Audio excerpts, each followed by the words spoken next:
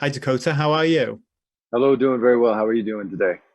Yeah, great. Thank you. And such a pleasure to be able to speak to you because I watched the film earlier this week, absolutely loved it. And I can only imagine for you, obviously, this being your first film role, must have just blown your mind to be entering this Predator world.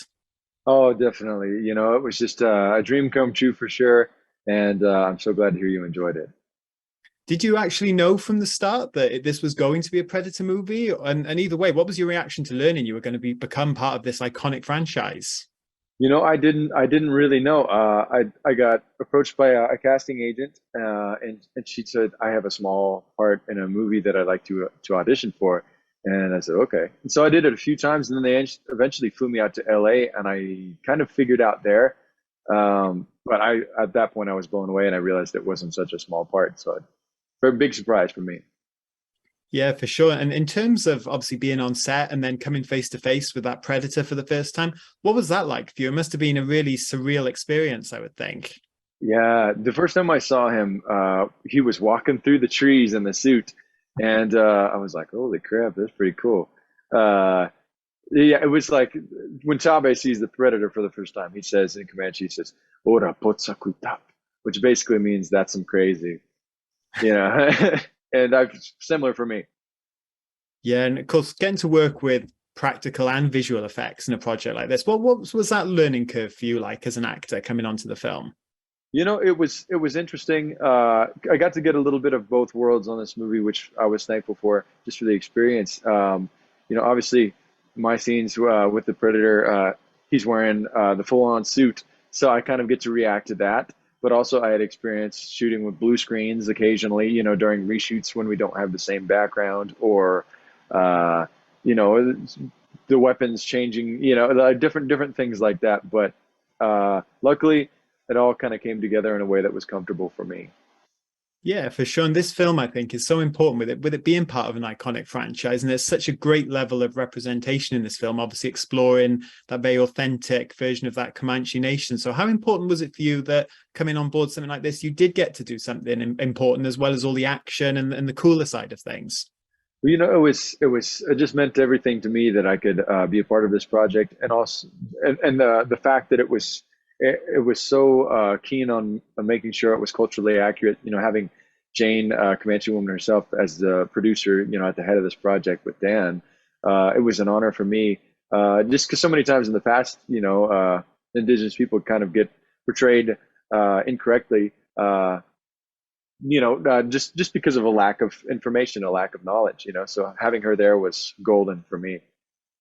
Yeah, and in terms of exploring that Comanche nation, what about that did you find most challenging or even just interesting to really delve into, particularly with this being a historic piece?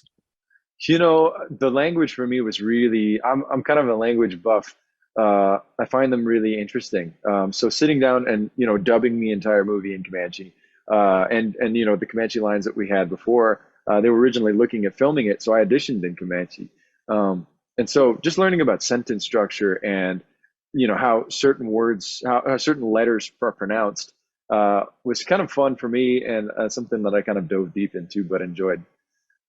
Yeah, for sure. And of course, at the heart of this film is your character's relationship with Naru. And there's obviously a little bit of antagonism there, but obviously he's very protective of his sister. So, how did that sort of bond between you and Amber behind the scenes maybe factor into what we saw in the movie as well? Because you guys have such chemistry. It was great we had a 4-week boot camp before the movie with myself, Amber, and the boys. And so we got to spend a lot of time together. And also, we all hung out, after work too. We'd go out and cause trouble around town and in the woods. And um, so we got to spend a lot of time just chatting, playing music, shooting the breeze. So that was certainly very helpful as a comfort level, just acting off of somebody. Yeah, for sure. And in terms of the action and getting to train for that side of things, how did you find that? And obviously, with an action-packed role like this, did you end up walking away from the movie with any maybe minor injuries at all? Yeah, so luckily I told Stephen Michael, the stunt coordinator, that I wanted to do as many stunts as he would let me. Well, I told him I wanted to do all of them, so he ended up letting me do all of them. Thank goodness. But I certainly had a few injuries I didn't tell anybody about because I didn't want them to take me off of the, doing what I was doing. When I'm rolling in the dirt, I'm not wearing a shirt, so I was just covered with scratches. I heard there's a scene where I'm kind of laying horizontally with the ground, and I pulled an abdominal muscle really bad. So that was actually really painful, but I didn't tell anybody. um, just for that same reason. I wanted to do it all if they would let me.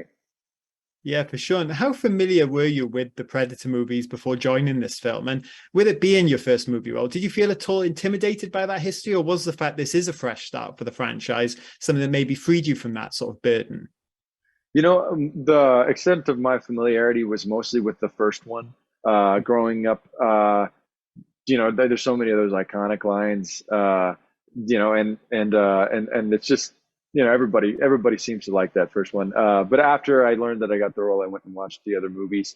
Um, there's certainly a level of, uncertainty, I guess, whenever you're, going in the shoes of Arnold and, all the guys on those Jack guys in the first one. But luckily, it's so different. They kind of wanted me looking thin and kind of period, kind of this sinewy, little native dude who can kick butt. More than so than being, because if I looked like Arnold, it would probably look pretty dumb being in the 1700s. But so I felt, it was different enough that, maybe it wouldn't matter so much to people. Yeah, it must be pretty awesome for you, though. You may not, like you said, you may not be looking like Arnold Schwarzenegger in this film, but you kick a lot of ass, and Taabe obviously takes it to the Predator. So that must have been quite satisfying for you to know you got a few licks in there. Definitely. I was so pleased with how everything turned out. And it's just so fast and precise. And I feel like it's as realistic as, my scenes are like as realistic as they could be, seeing as though you're fighting this 7+ foot beast, and so if you can keep him from touching you, you're pretty golden. But obviously, uh, the guy's a pretty formidable opponent. Yeah, well, I thought you did a great job taking him on, an awesome job in this movie, and cannot wait to see what you do next, Dakota. So thank you so much for taking the time to have a chat with me today. Thank you so much, Josh. I appreciate you, brother. Have a great one. Thanks so much for You your time. too.